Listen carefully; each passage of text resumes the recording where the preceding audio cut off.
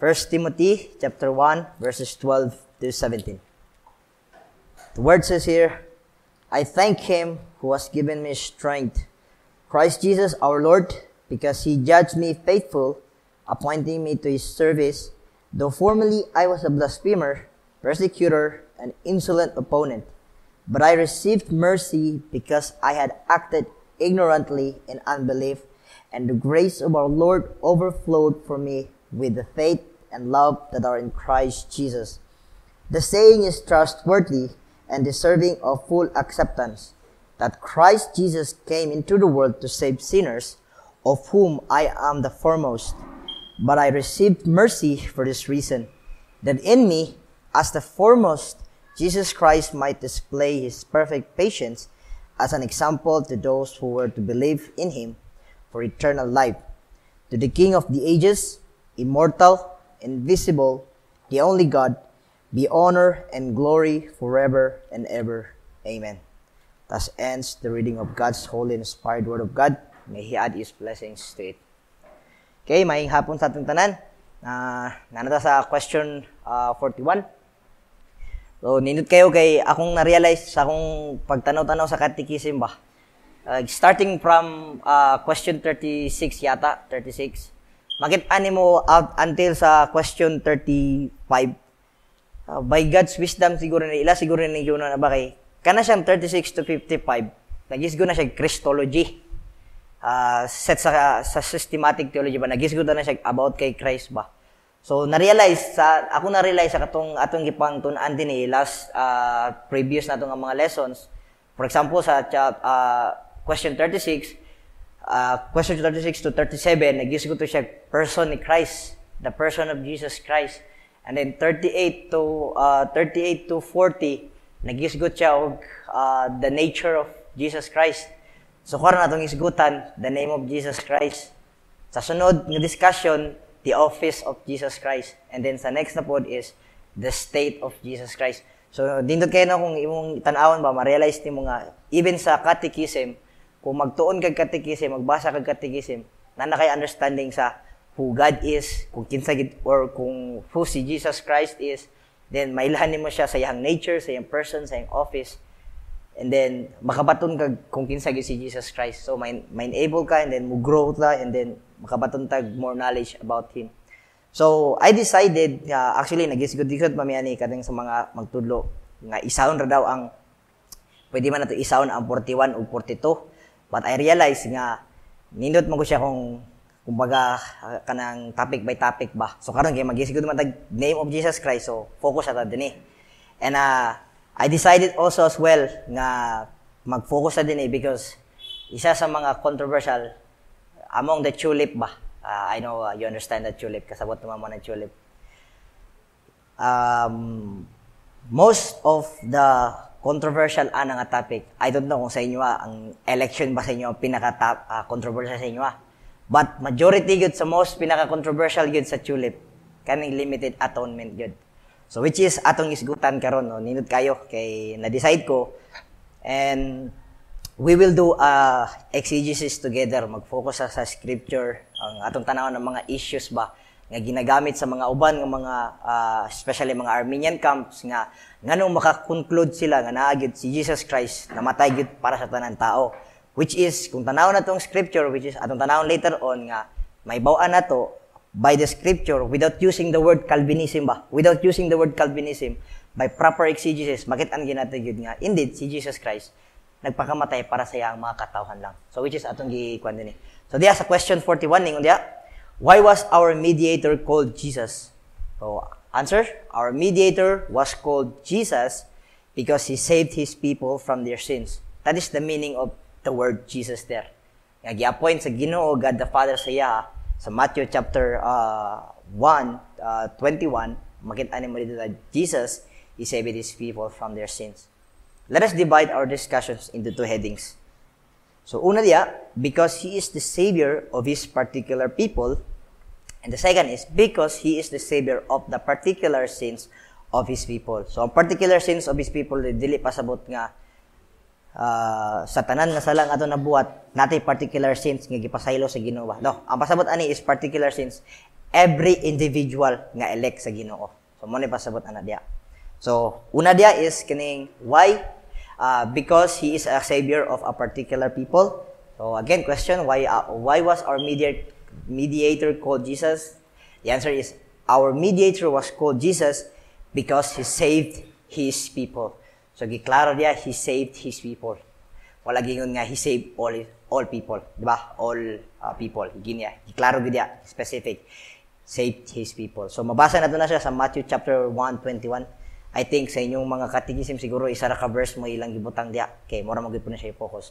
Now, it is very important to note that it is not necessary to affirm that Christ should save all people to be qualified as a savior. Kasi ang uban una-una sa mga tao, kung si Jesus Christ wala niya giluwas tanan, then he failed as a savior. So not necessarily. And it is also wrong to say that Christ died for all people and yet not all are saved. So in that case, makaingon ta nga Jesus Christ is not truly a savior. Kay na may wala na luwas. Ipakamat niya niyang tanan pero naay wala na luwas. So in that case, makaingon ta nga indeed, kung yung nanang case, si Jesus is not truly a savior. Ba? So again, makita na to dito sa akong primerong gisulti, it is very important to note that it is not necessary to affirm that Christ should save all people to be qualified as a savior. So dili kinahanglan tanan nga luwason sa Ginoo tanan para ma-qualify siya as a savior. Indeed, Jesus Christ is a savior man gyud. Kay naa man gyud siya ang iyang pag-save sa katawhan, effectual, actual ug naluwas gid sila. Okay? But Christ indeed is a true savior. He truly and fully saved all those whom he came to die for, namely his people, the chosen people, the church, or the elect. Although this truth is clearly taught biblically and theologically, based sa iyang character, exegetically, scripture speaking, yet many still don't believe on this doctrine, but believe otherwise. So, di sila mo to, okay? Sama-sama gingon, controversial yung kaya siya nga topic ka ng limited atonement ni Christ. Controversial yung kaya siya kay maliman ka, ni ani si Jesus Christ niya, wala na ipakamat yan ng tanan. Murag, sayang ba? Matad pa sa uban. So that is because of faulty and a biased understanding of the scripture. So now, let us take a look at some of the passages that many people used to support and defend their points, yet ending up affirming the other side. May mga tao yun nga, mayroon sila nga, no, Christ died for all. Oh, nasa scripture. But with a proper exegesis or with proper understanding of the scripture, makaingon juga nga, they are not actually affirming of what they are saying. But ending up affirming the other side sa kung sa ginatudlo sa Bible. Again, ayaw sa mo pagunaw ng Calvinism para kay mo na perminti ginakuan sa tuwa mong good. I remember last time na ako i-comment bitaw nga isa ka pastor ba nag-comment ko sa yahang video. I never mentioned the name Calvinist. Pero naibaw-an niya nga wala ko nag-mention sa ngalan ni Calvin ba or being Calvinist. Ako siya gitagaan og passage, akong gipakita sa iya ang passage ana. Ako siya gitagaan og proper exegesis, akong giatag siya akong interpretation. Gingnan ko niya nga mo na resulta nimo magsige magsunod kay Calvin God. So mo na siya nahimong problem for many Christians as well.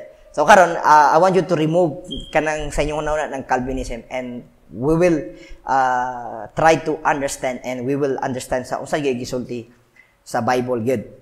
Now, the very first, I want you to open your book sa Bible diya sa John chapter 3, verse 16 to 18. So, diya lang. So, timing kayo kay ang wali ni Pastor kaganina. John chapter 3, verse 1 to 15, di ba? So, sumpay gyapon.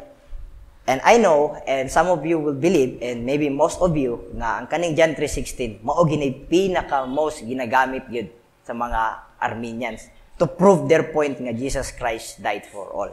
Now, karon atong i-try siya exegete.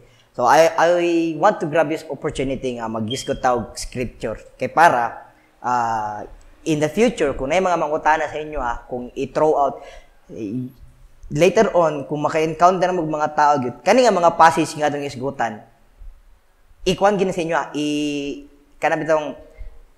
kanabang Kanay makik-argue sa inyo ba?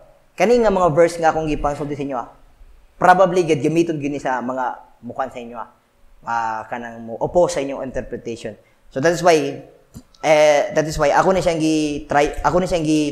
gikuha nga mga verses kay mo gid po ni siya most controversial gid. Tanawon gyud nimo sa Bible.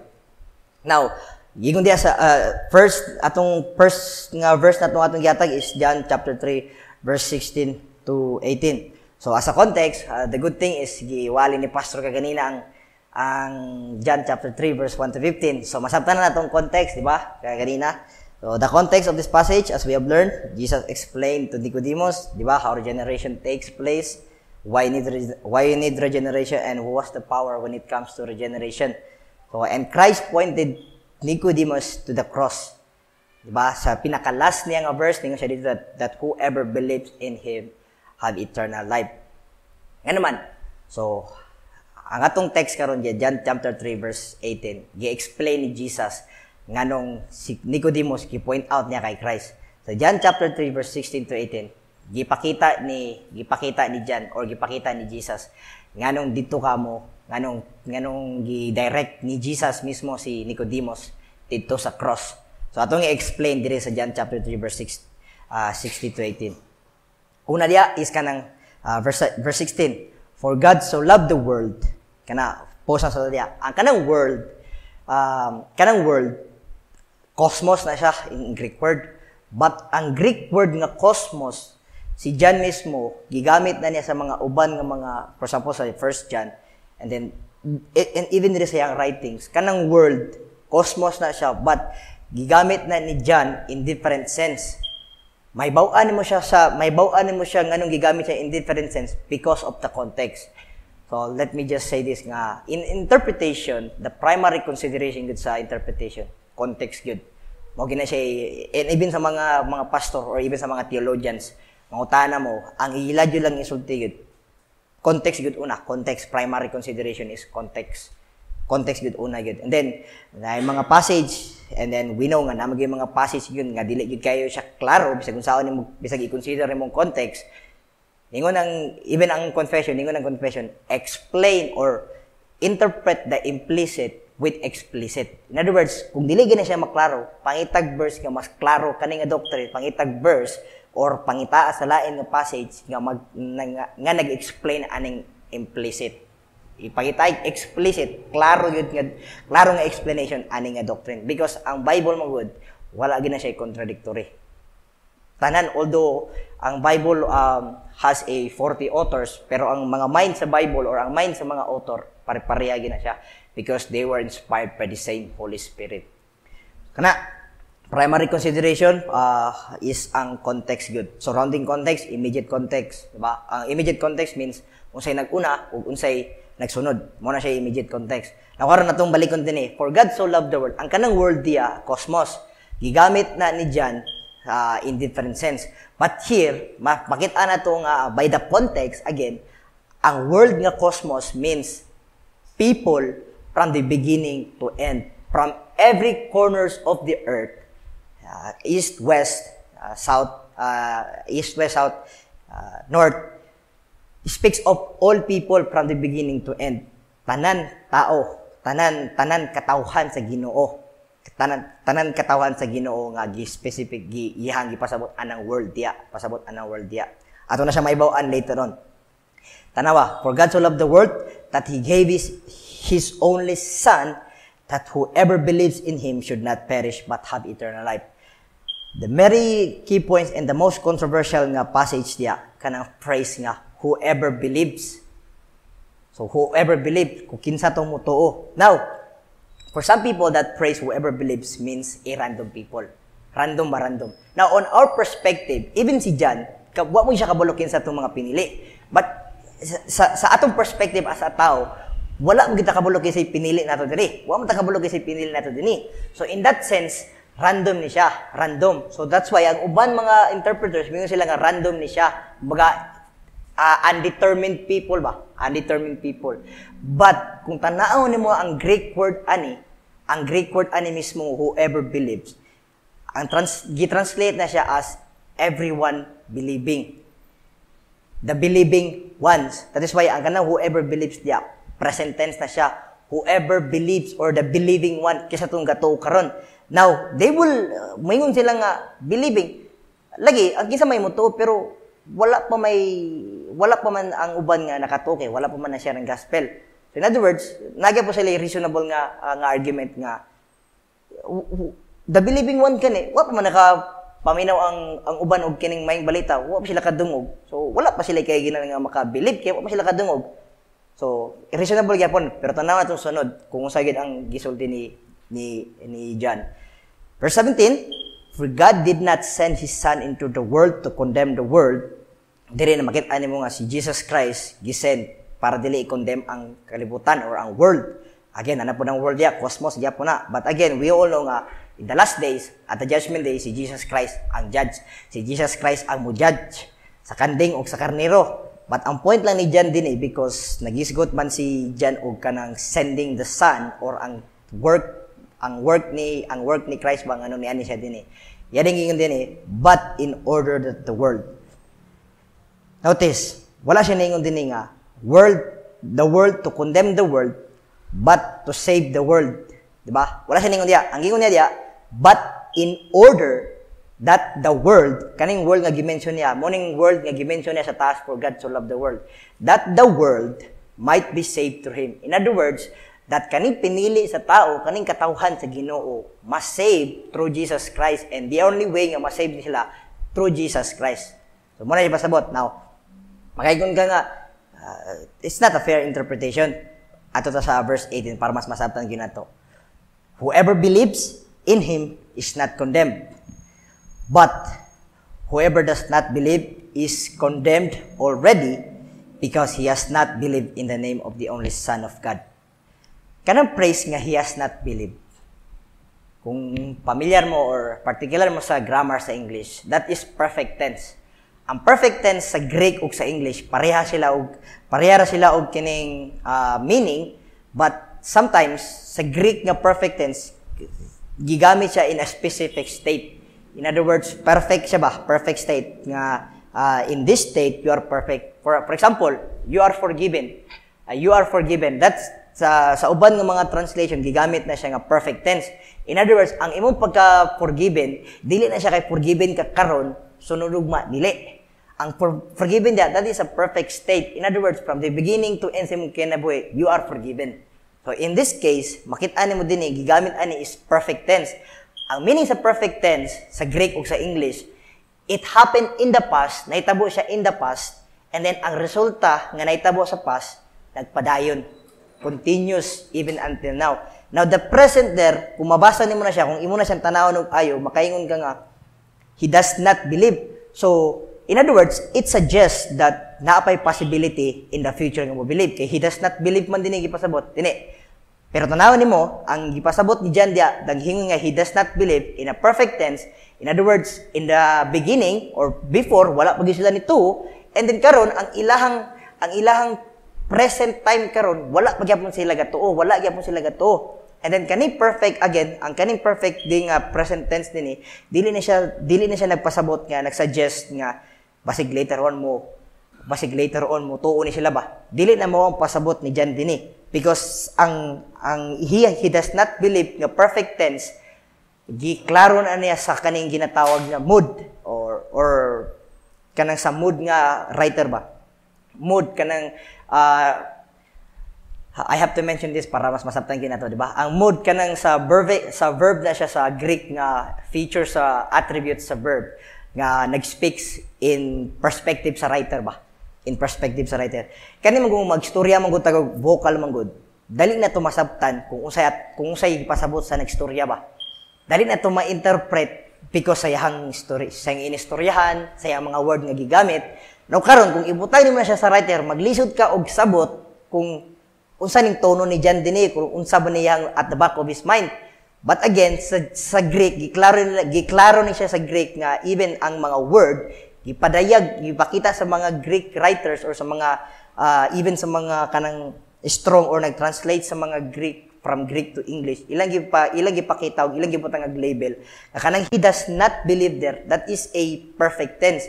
So, wala siya ni-believe sa una, and even until now, wala pa siya ni-believe. And it does not suggest nga in the possible future time, mo believe siya. Dili.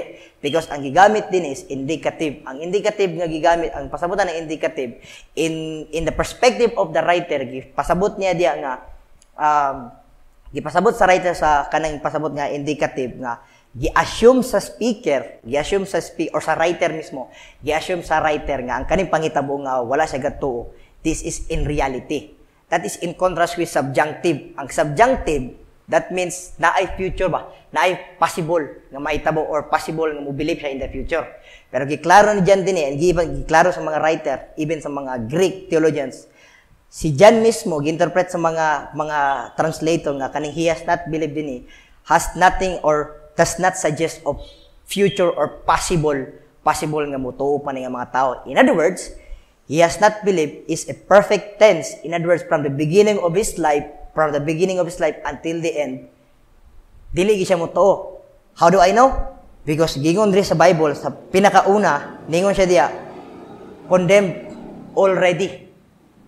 Condemned already because he has not believed. Condemned already because ang young state from the beginning to end, walay pagtuo.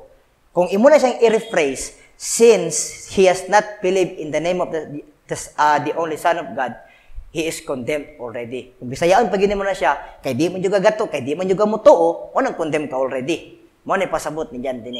So in other words, makita nimo diri by the writer of John mismo, makita nimo nga dili tanan gipakamatyan sa Ginoo. Ang pag-send sa Ginoo mismo sa iyang anak for the intention of dying on a cross for his people. Makita nimo even sa writer ni John nga naagi mga pinili nga tao. That is why gisulat niya ang whoever believes diya, translate into Greek, the believing ones. In other words, sa una ni John, kaning believing ones, determined ni siya nga mga tao. In other words, mga elect ni siya. Kaya ang mga elect, once you are elect, it is inevitable by the work of the Holy Spirit, tagaan kag faith, mutuo jud ka. Mutuo jud ka sa Ginoo. So diri pala makita nimo mismo sa iyang writing ni John nga ang interpretation sa uban nga Christ died for all.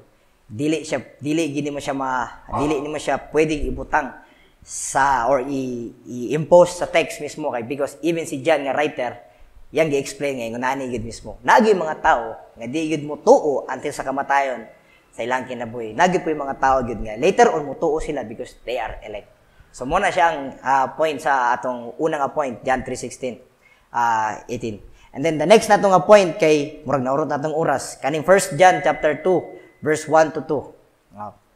Ato ta sa kanang libro 1 John 1 to 2. So diya makita nimo according to the tradition the 1 John letter was written after the Gospel of John. Ba after nasulat ang John, many commentators according to the tradition nga gisulat na dayon nasulat na dayon si John og letter mismo sa mga Jews sa para sulatan niya kay nay mga problem dito. Now, in this letter John wrote to warn them and instruct to beware of false teaching. So gisulat ni John ang first letter nga 1 John para to instruct and warn them of the false teaching. Now, by the internal evidence, what do I mean by that is kung tanawon nimo siya from chapter 1 to verse 5, makita nimo ang issue dia is kaning false teaching na docetism. Nga ang docetism ga-believe na sila ang ilang gi-believe nga nature ni Christ is si Jesus Christ just appear nga naa siya human body. Kumbaga seems na lang siya human body ba? It seems nga naa siya human body. So dili sila ga-affirm nga si Jesus Christ naagi siya true body. Kay si Jesus Christ as we confess in our previous, he is true human. Now kani nga mga docetists mo ni sila ang mga false teacher nga gi-mention ni John diri sa iyang letter nga kani nga mga tao dili sila gatuo nga si Jesus Christ is just appear to have a human body. Again, fresh pa kayo atong lesson, di ba? Kinahanglan ang the necessity of ang humanity ni Christ, kinahanglan ang humanity ni Christ because mao to'y mag-perform sa covenant of works, mao to siya magkinabuhi para sa tuwang eternal life, and mao po to siya ang kinahanglan mamatay sa cross. Ang mamatay sa cross dapat true human.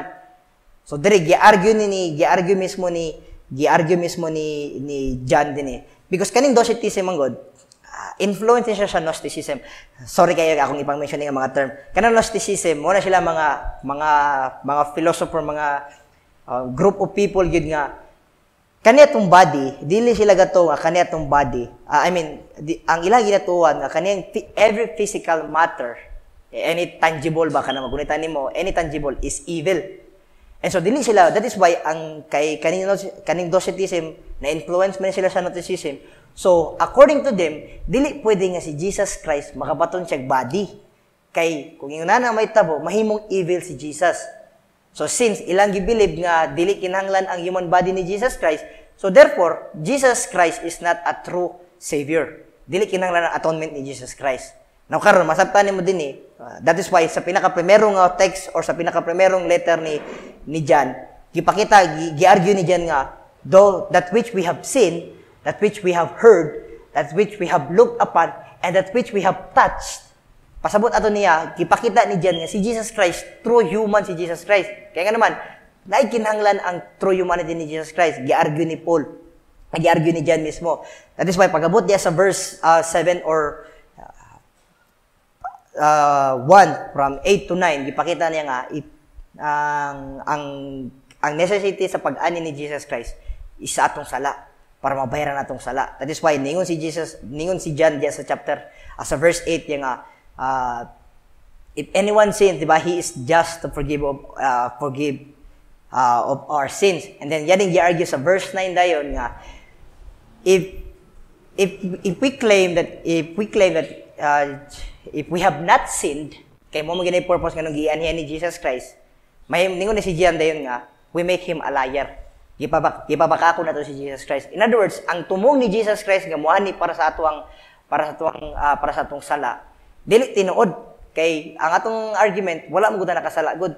So in other words, ang pag-ani ni Jesus Christ dinhi walay pulos to.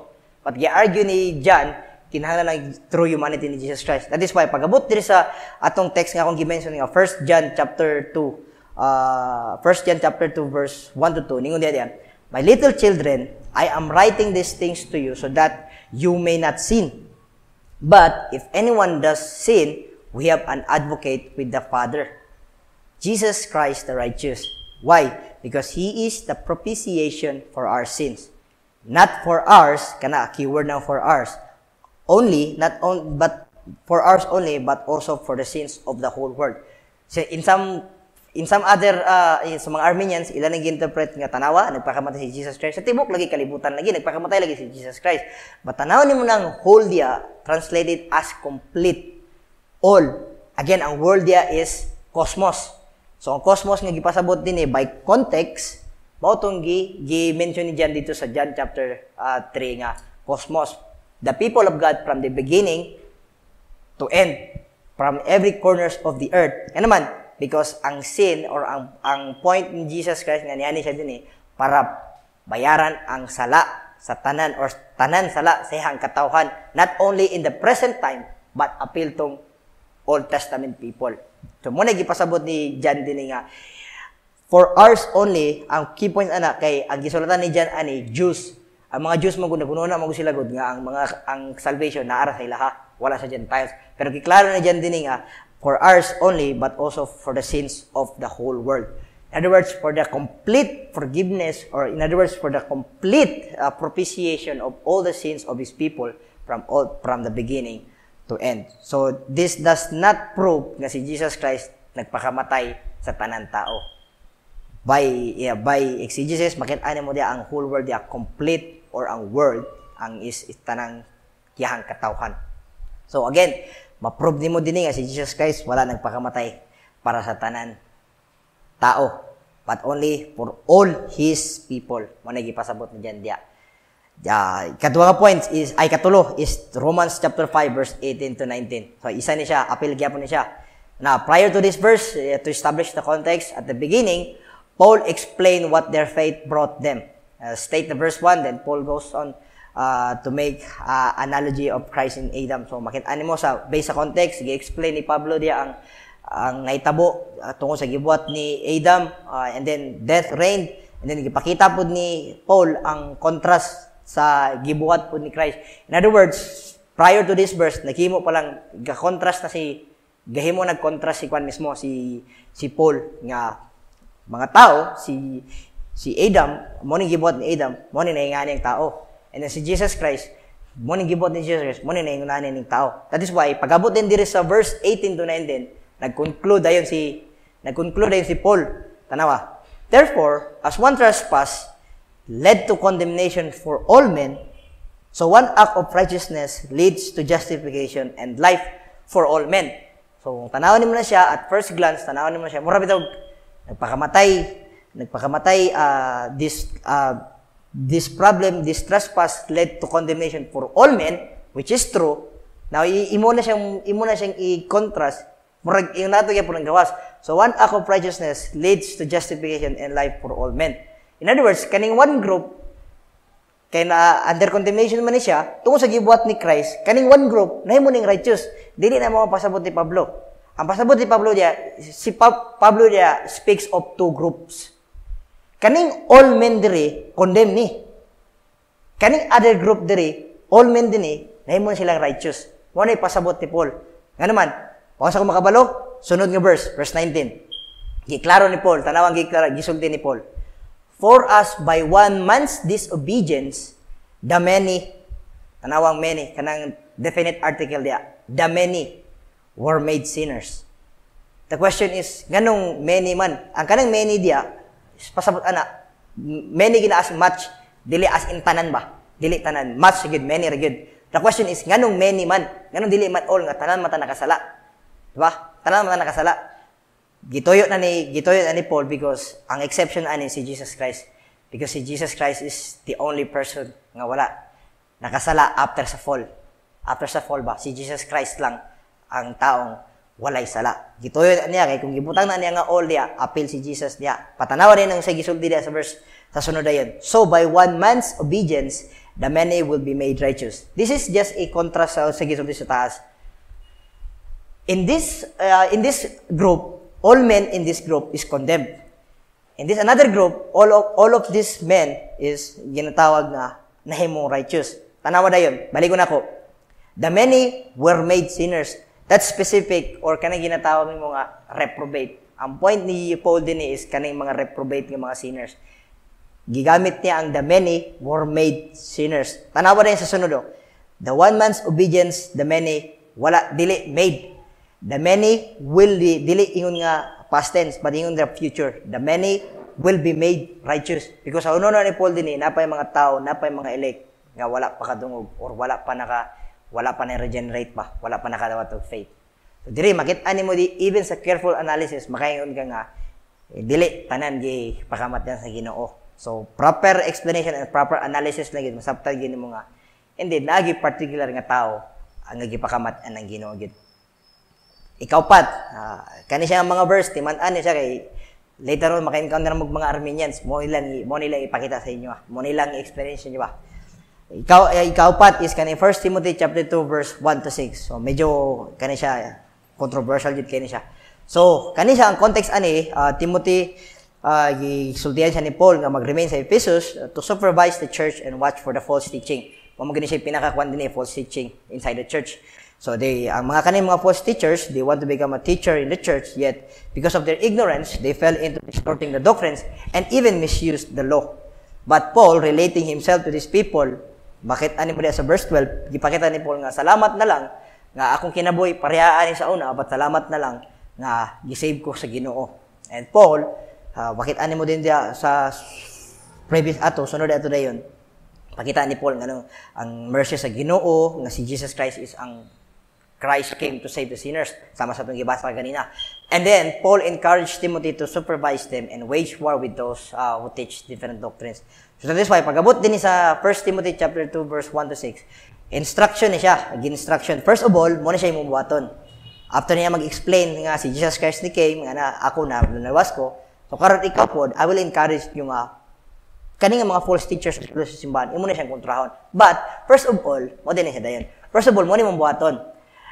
Then I urge that supplications, prayers, intercessions, and thanksgivings be made for all people. Kanang all people ya gimodify or gi-clarify na ni Pablo diya. Kanang all people diya, or all kinds of people, as you interpret, mo siya, for kings and all who are in high positions, that we may lead a peaceful and quiet life, godly and dignified in every way.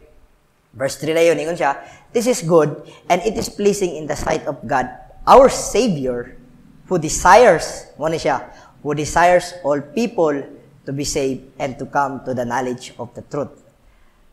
Pause at adya kadyot. Okay, mo siya, as you see, di ba, who desires all people to be saved, to come. Tanaw ni mo na siya, kanang to be saved, sa verb na siya, or sa Greek na siya, past tense na siya, pero yoris na. Kanang yoris nga verb mong sa Greek. That means, it happened in the past, but unspecified time. Nahitabo siya in the past, pero wala ka kabalo ba kung asa gid ato nahitabo, or asa nga ato nga specific time nahitabo. But we all know, kaning gingon nga, ang kaning nag-desire nga all people to be saved, this is God. In other words, ang yoris nga gipasabot niya, from eternity, nag-desire ang Ginoo, nag-desire na Ginoo mga tao, nag-desire na Ginoo tao nga maluwas. But now, the question is, kung balik ka dito sa eternity, kung ibutan ni mo kagalingon sa una ni, kung gibutan ni mo kagalingon sa una sa Ginoo, ngang election, nagsugod man before the foundation of the world man, kung maingon ka nga, si Jesus, ang Ginoo, nag-desire og tao nga maluwas, sa eternity para nag-desire ang Ginoo maluwas tao. Pagkapos sa election, unsa na to na pag-reconcile sa election karon?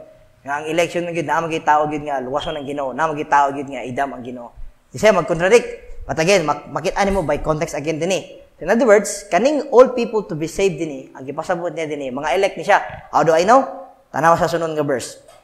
For there is one God, there is one mediator between God and man, the man Christ Jesus. Now, atong gisgutan ang the mediatorship of Christ. Christ is the mediator, di ba? Niyan ni si Jesus Christ as a mediator for His people. Ato ginang giklaro next week, di ba? Pakit-ani mo din nga gi-desire sa Ginoo nga maluwas ang iyang mga katawhan. Nga naman, for there is one God and there is one mediator between God and man, the man Christ Jesus. Tanawa na yun, sunod na yun. Who gave Himself as a ransom for all. So, controversial yapon kay all man. Tanang tao man, di ba? Tanang tao. Pero dili na mao. Kanang all diya, sa Greek, akong klaro kong ginigi para natay proper understanding ba? Kanang all diya, sa Greek, genitive. Ang ganang genitive nga case mong good, that speaks of possession ba? Possession. So, in other words, kanang gingon diya nga, who gave Himself as a ransom for all, dili na siya tanan tao, but for all His people. Now, the question is, ganun wala mong i-appel Pablo din Ganun wala na lang specific nga all people. The answer is, dili na necessary. Ano man?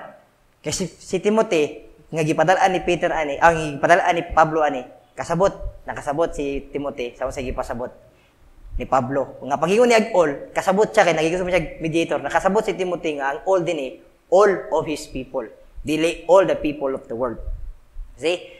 Dili ko makita ni mo ang proper understanding yun, medyo controversial siya, but if you take time na magdig deeper masabtan gyud mo gyud nga indeed he is not or in other words Paul is not teaching of universalism ang tanan maluwas gyud. Ba? And then the next one is another controversial verse is kaning 1 Timothy chapter 4 verse 9 to 10. So the same chapter gyapon sa gibasa but another context na pod. So anawa dia kanang gingon nga the saying is trustworthy and deserving of full acceptance. For to this end we toil and strive because we have our hope set on the living God, who is the Savior of all people, especially those who believe. Another controversial, kung basahan nimo He is the Savior of all, giday ba? Kanang Savior, ang atong gibasa kay nga napoy Savior, God is the Savior who desires. Pareha na sila soter. Ang yang Greek word soter. Now kaning Savior or soter nga word, pareha gyapon ni sa paggamit ni John, dagan siya sense. Although the same Greek word, but dagan siya sense ba? Mahilan mo siya nga dagan siya sense because of the context. For example, pareha sa word nga dikaiosune, katong nasa libro nga akong ipaulam sa kuya. Dikaiosune, ang kanang dikaiosune, pareha na siya nga Greek word nga gigamit ni James o ni Paul. Pareha na sila dikaiosune, nagisgot na sila kanang kaluwasan. Pero kay James, paggamit niya sa dikaiosune, ang iyang sense sa paggamit niya sa dikaiosune, pasabot niya vindication. In other words, ang imong pagtuo na vindicate ka nga tinud imong pagtuo kay nay buhat. And so in other letter si Paul nagigot siya dikaiosune as a justification. Nga atong justification is only by grace through faith. The same dikaiosune but another use it in another sense because of the context. So mo gyapon ni siya dinhi. Kung tanawon nimo siya dinhi, ningon dinhi, who is the savior of all people, especially those who believe. Sa atong gibasa ka ganina nagisgutog klaro gito nagisgutog salvation ka ganina. But kan dili salvation ang gisgutan dinhi. Ang gisgutan dinhi preservation. How do I know? Context. Tanawa diya sa 4 kanang verse 10, for to this end we toil. Ang toil diya involves of mind and body. Magago ka ba? Magago. And strive. Kanang strive diya mismo is wage war. Now, kung tanawin mo sa pinaka ang unit ani nga context, wala nagisgot si Paul og kaluwasan, but being a good servant, buhaton nimo ang angay nimong buhaton as a church, no matter what happens sa imong kinabuhi, makasagubang war o makasagubang trouble, ay kabala ka. Okay, the saying is trustworthy and deserving of full acceptance. For to this end we toil and strive, because we have our hope to set on the living God, who is the Savior of all people. In other words, who preserve all people, and especially of those who believe. So in other words, wala nagisgot si Pablo din og ka-salvation nga, pwede na to siya i-interpret nga, naluwas pa ng tao, and especially those who believe. In other words, pwede naman mayon si Pablo nga Savior of all people, dili na kinahanglan ng especially of those who believe. So sa ngalan gisulti ning especially of those who believe, this speaks of preservation. In other words, by providence ba? If you remember, sa providence na general o special. Ang general is sa tanan tao, subject ang tanan tao ani kaning general providence nga ang tanan ma-preserve, tanan ang even ang mga wicked, even ang mga unregenerate, sila ay madawat nga mga pagkaon daily, makakaon gyapon sila.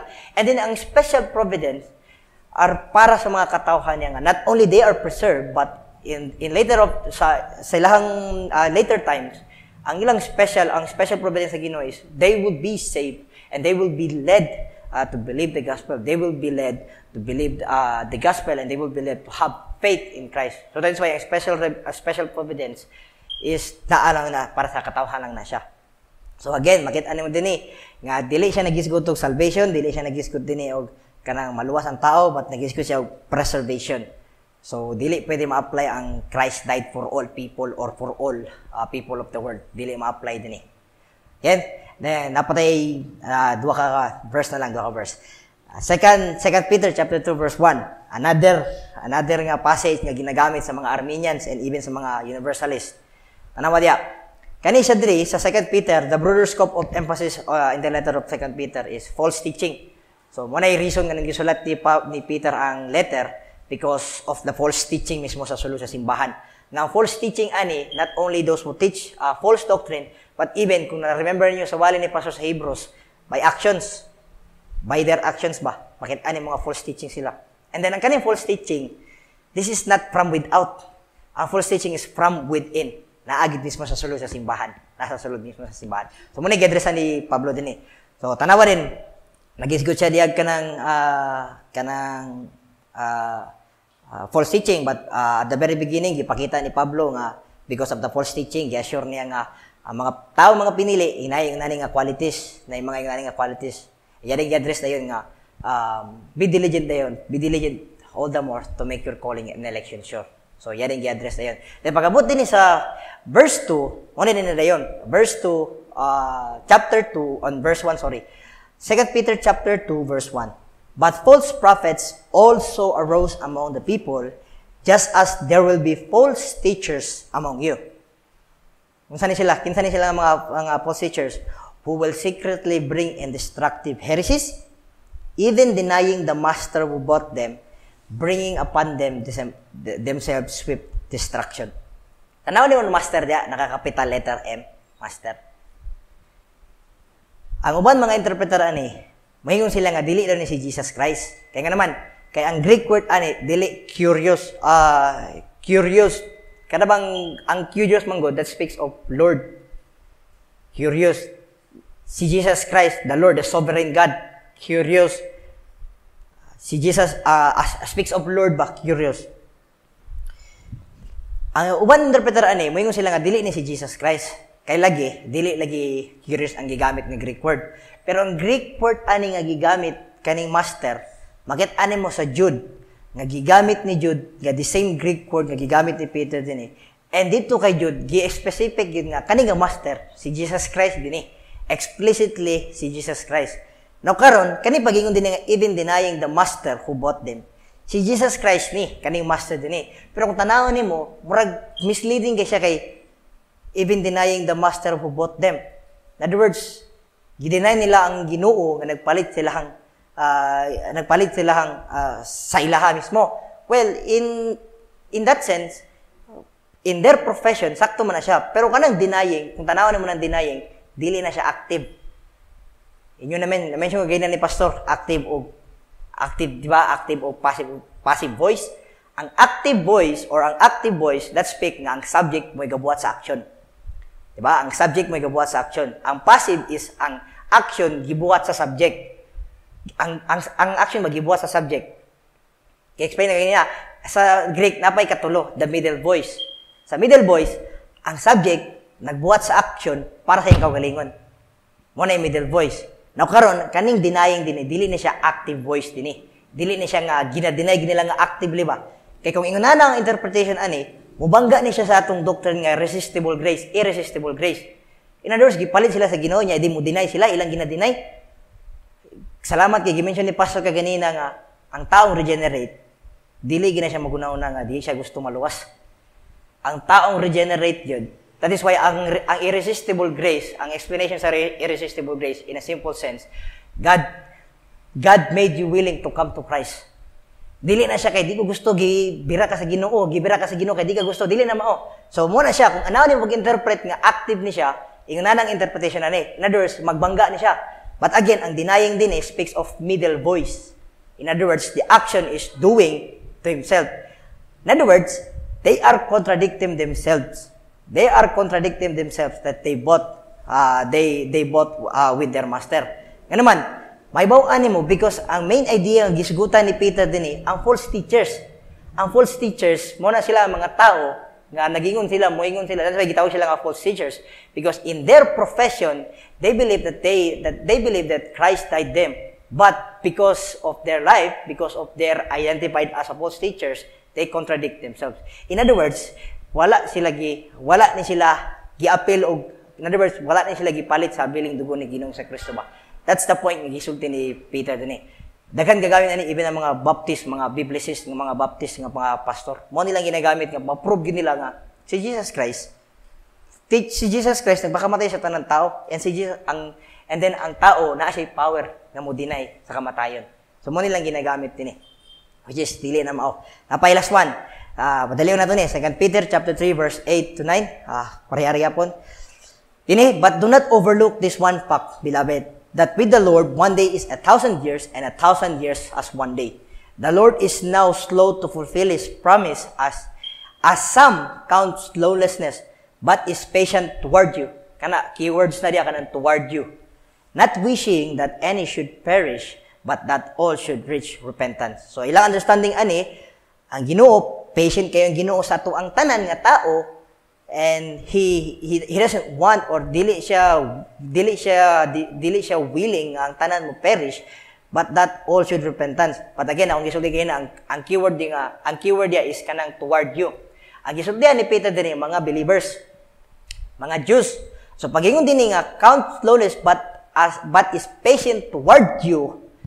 Kamo nga akong gisultian ni toward you, dili tanan tao sa kalibutan. Not wishing that any should perish, but that all should reach repentance. Ngano nag-mention man si Peter should reach repentance?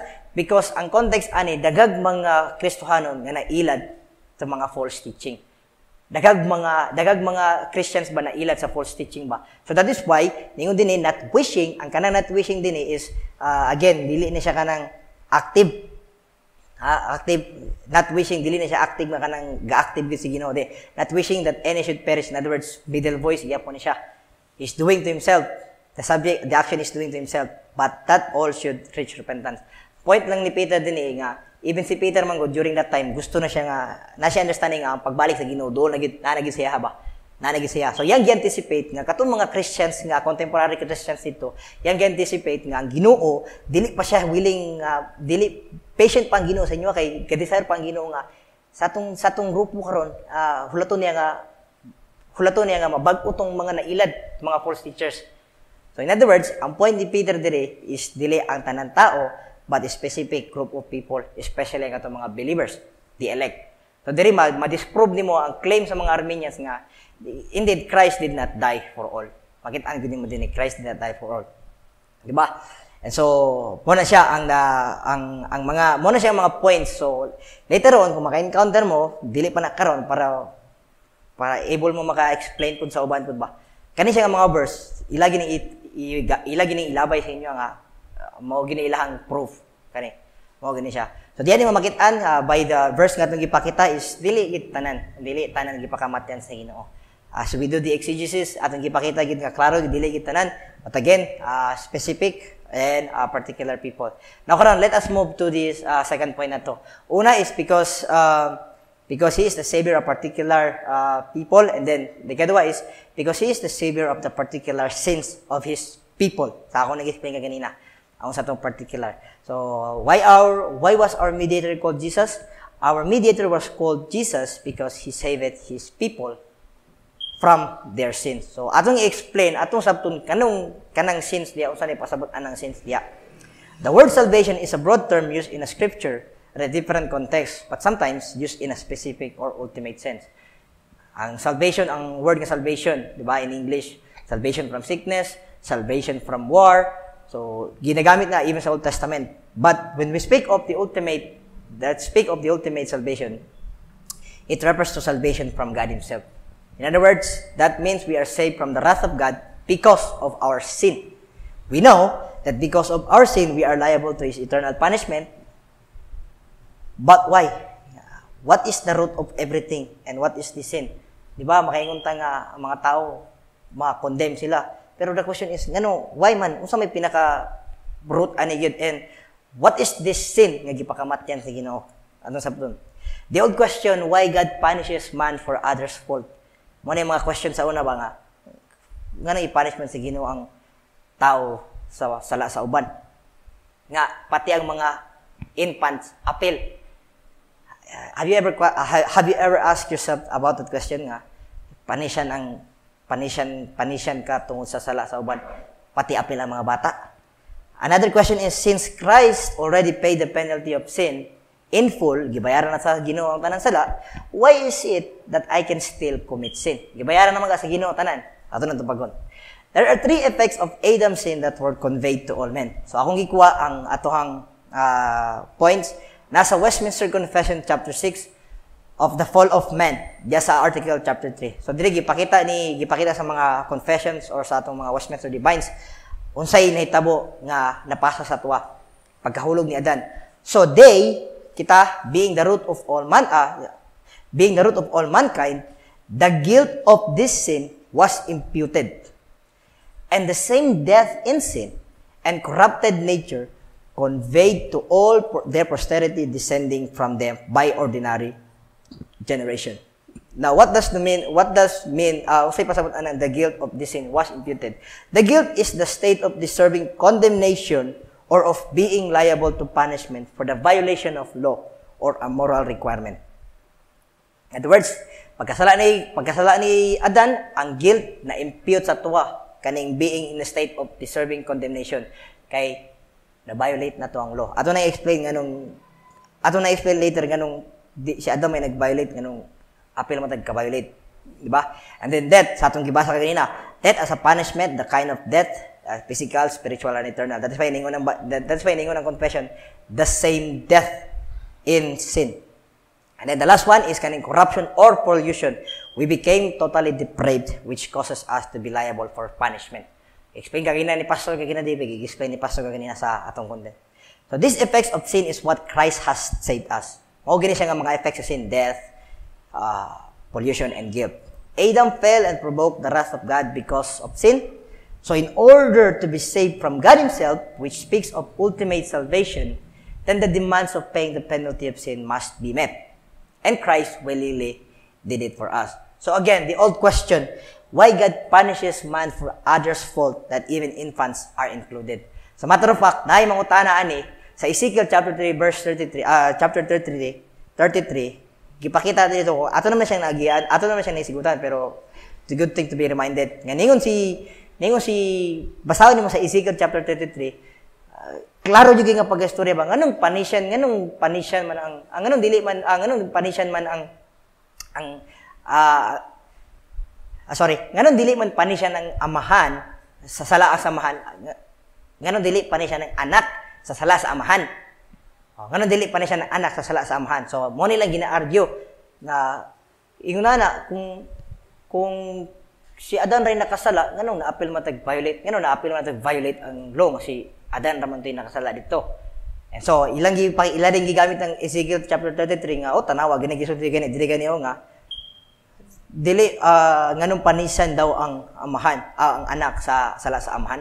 But again, ato na siyang masabtan. Because of the federal headship. Ang federal headship, kung masabtan na that's why ang covenant theology, gitawag na siya nga, sa uban ng mga theologians, federal theology. Ang federal headship is a representation ba? Si Adan, he's our federal head or the covenant head. In other words, kay siya man ang federal, kung unsay buhaton niya, mao po'y matuah, mao po'y atong mabuhat.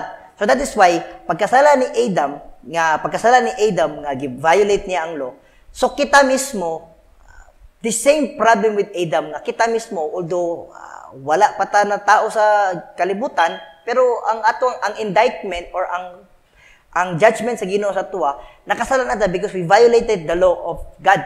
That is why atong gisulti ka ganina, the imputed guilt. Ang na-impute sa tuwa, ang gi-impute sa tuwa is kaning guilt. Ako ni i-kategorya para mas masabtan ginadto ayo. Guilt. So that is why mo ni siya ang guilt, mo ni siya ang hinungdan nganong kita nga wala na gi-violate ang law sa Ginoo dito sa Garden of Eden actually, pero na-appeal ta mismo because of kaning ginatawag nga federal headship.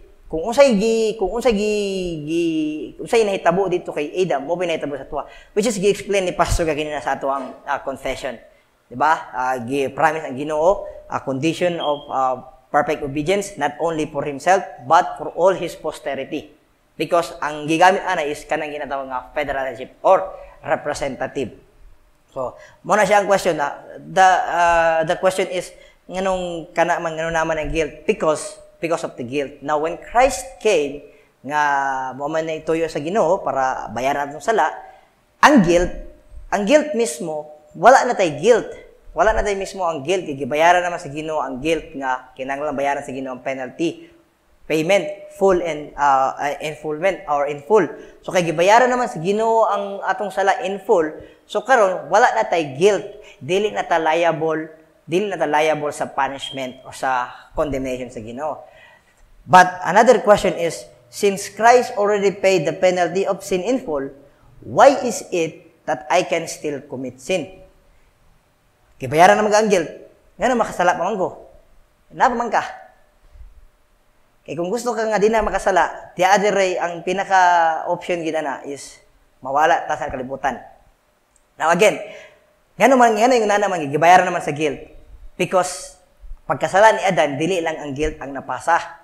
Even ang corruption mismo, na-impute sa tuwa ang corruption. That is why atong giklaro, that is why giyon sa confessions, the guilt was imputed and the corruption. As a matter of fact, appeal ang death. Appeal niya sa gibayaran ni Christ kaning death. Appeal niya sa gibayaran ni Christ kaning death. Ang death din is ang physical, spiritual, and eternal. Again, another question. Kung gibayaran na sa Ginoo ang eternal, spiritual, ug physical, ngano mamatay pa man ta? Gibayaran naman niya. So that ngano mamatay pa man ta nga gibayaran naman niya. That is because kaniyatong body na corrupt man siya. Diba? Na corrupt man siya. So kinahanglan ta ma-deliver ani. Ang atong corrupted body kinahanglan ni siya paguhon sa Ginoo. That is why sa resurrection sa 1 Corinthians chapter 15, gi-argue ni Paul nga inigbalik sa Ginoo, inig ma-resurrecte, we have now a new body. A body nga dili na mamatay, a body nga dili na madugta, kay kanitong body karon is corrupted ni siya. And besides kanang death nganong kinahanglan ta mamatay nga gibayran na mga sa Ginoo, Gitubag na sa Heidelberg Catechism. I just forgot the number or asa to siya nga number. Pero gisulti dito na kana siya nga pangutana gyapon mao gyapon na siya nga pangutana. Nganong kinahanglan pa mamatay nga gibayaran naman sa Ginoo ang sala. Na gibayaran naman gani ang debt. That is because kinahanglan ta ma-deliver gitubag sa Heidelberg Catechism in two way. Duha ang tubag. Kinahanglan ta ma-deliver ani, kinahanglan ta mamatay para ma-deliver ta sa ani nga corrupt nga body, and at the same time death is the entrance to heaven. Kung gusto ka masulod sa langit, kinahanglan ka mamatay. So, mo na siya. So, makita na mo din nga nganong kinahanglan nganong kung mautana ka nganong makasala pa man ko, because na pa man ka. Buhi pa man ka. Because ang imong body corrupt, kay sinful man sinful impulses. So, makakommit yung kag sin. But again, wala nang guilt sa imuha. Kay gibayaran naman sa Ginoo ang guilt. So that is why dili na ka liable sa punishment. Dili na ka liable o dili na ka mahimong mabilong or dili na ka mabilong sa katong i-condemn sa Ginoo dito kay giwala naman ni ang guilt. But again, as long as we live, nabatong body, we are still corrupted, we are still corrupt, makakommit pa kaya po sin. But I made it clear, di ba? Wala na guilt. Wala na tayo guilt. So we are now dili na liable sa punishment or sa condemnation. But although ma-displace ang Ginoo, when we commit sin, ma-displace ang Ginoo, but ask forgiveness. Ngayon ang confession nga kung hayo pa pasaylo, mawala ang displeasure sa Ginoo sa imwa. Sa iyang countenance ba? Nga mura bitaw nakasala ka karon, nagbugot ang Ginoo. Kung manghayog pasaylo, muhupay ang Ginoo. So mo na gipasabot sa confession. Okay, klaro kayo. Mo ni siya ang sin nga gisave ta sa Ginoo. Gisave ta sa Ginoo kani nga sin. Katong una man gud sin man gud nga na violate lang nato. But again, that is the point of kanang pag-save sa to sa Ginoo. Kanang nga sin mismo nga specific sin. In the name of our Savior Jesus, we can see that He served and He is worthy to be called the Savior. For when God the Father gave that name to Him, He didn't frustrate Him, but rather Jesus made Him well pleased. In putting the name of Jesus in His person, He obeyed the Father completely and willingly by His perfect and righteous life, and even by dying on a cross as a mediator and a surety for His people. Dili na ko na siya ginabuhat, pero the question is, kinsay mong Savior? Kinsay mong Savior? Si Jesus Christ sa Bible? Or si Jesus Christ nga pwede na itong mahimong imaginary? That's the question. So, for question 41, why was our mediator called Jesus? Our mediator was called Jesus because He saved His people from their sins.